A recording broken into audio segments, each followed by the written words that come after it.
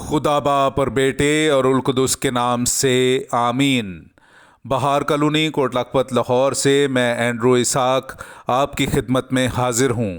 मसीह में आप सब की सलामती हो।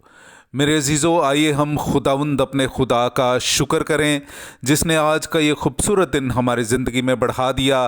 तो आइए अजीज़ों, हम आज के दिन का आगाज़ बाइबल मुक़द्दस में से पाकमा कैथोलिक कलीसिया की चुनी हुई तलावतों से करते हैं। तूने कहा है कि मेरा नाम इसमें होगा, अपनी कौम इसराइल की मिन्नत कबूल फरमा। हमारे लिए आज की पहली तलावत मलूक की पहली किताब उसका 8वां बाब 22वीं से 23वीं और फिर 27वीं से 30वीं आयत तक। तब सुलेमान खुदावंद के मज़बा के आगे इसराइल की सारी जमात के सामने खड़ा हुआ और अपने हाथ आसमान की तरफ फैलाए और कहा, ए खुदावंद इसराइल के खुदा, तेरी मानंद ना तो ऊपर आसमान में ना नीचे ज़मीन पर कोई खुदा है। तू अपने उन बंदों के लिए जो तेरे हुजूर अपने सारे दिल से चलते हैं अहद और रहमत को निगाह में रखता है।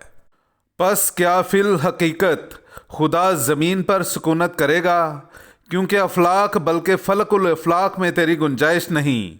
तो फिर किस तरह इस घर में जो मैंने बनाया। अपने बंदे की दुआ और मिन्नत की तरफ तवज्जो कर, ए खुदाउन मेरे खुदा, और अपने बंदे की दुआ और इल्तिजा सुन जो वो आज के दिन तेरे आगे करता है। तेरी आंखें इस घर पर रात और दिन खुली रहें, उस जगह पर जिसकी बाबत तूने कहा कि मेरा नाम उसमें होगा, ताकि तू अपने बंदे की दुआ सुने जो इस मुकाम की तरफ रुख करके करता है। और तू अपने बंदे और अपनी कौम इसराइल की मिन्नत को कबूल फरमा जब वो इस जगह की तरफ रुख करके दुआ करें, और उस जगह से जहाँ तू आसमान में रहता है सुन, और जब तूने सुना तो मुआफ़ कर। पाक कलाम का पढ़ा और सुना जाना हम सब के लिए बाइस बरकत हो। खुदा का शुक्र हो। ए रब्बुल अफ़वाज, तेरे मसाकिन क्या ही दिलकश हैं। मेरे अजीज़ों, आइए हम खुदावंद अपने खुदा की हम्द व तारीफ़ करें।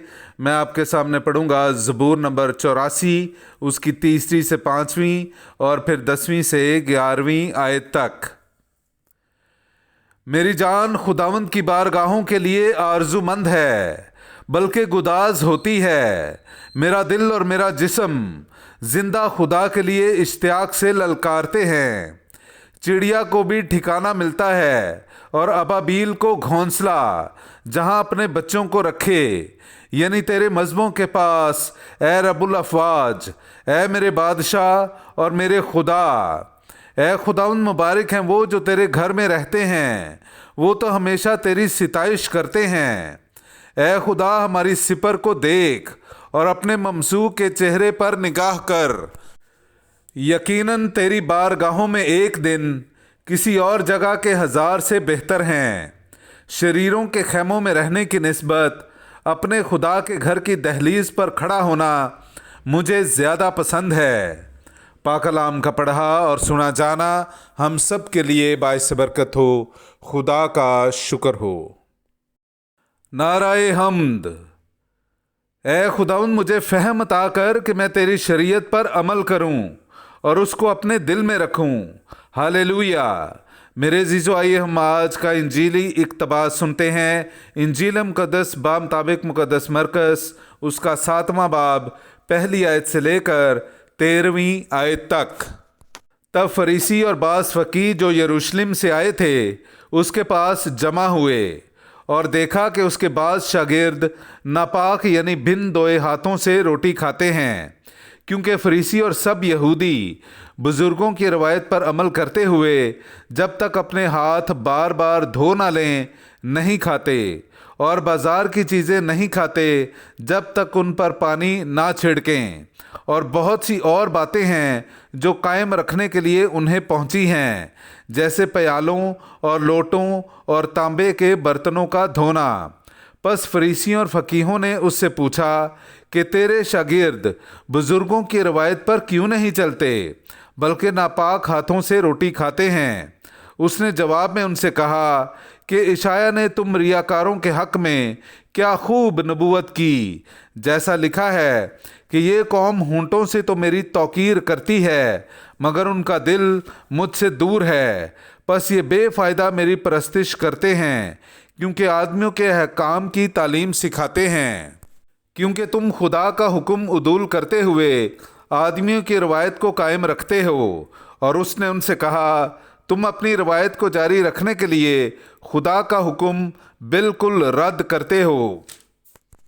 کیونکہ موسیٰ نے کہا، تو اپنے باپ اور اپنی ماں کی عزت کر، اور جو کوئی باپ یا ماں کو برا کہے وہ ضرور مارا جائے۔ مگر تم کہتے ہو کہ اگر کوئی اپنے باپ یا ماں سے کہے کہ میری جس چیز سے تجھے فائدہ پہنچ سکتا ہے وہ قربان یعنی نذر ہے، تو تم پھر اسے اپنے باپ یا ماں کی کچھ مدد کرنے نہیں دیتے۔ یوں تم اپنی روایت کو جاری رکھتے ہوئے خدا کے کلام کو باطل کر دیتے ہو، اور ایسے ہی بہتیرے کام تم کرتے ہو۔ پاک کلام کا پڑھا اور سنا جانا ہم سب کے لیے باعث برکت ہو۔ خدا کا شکر ہو۔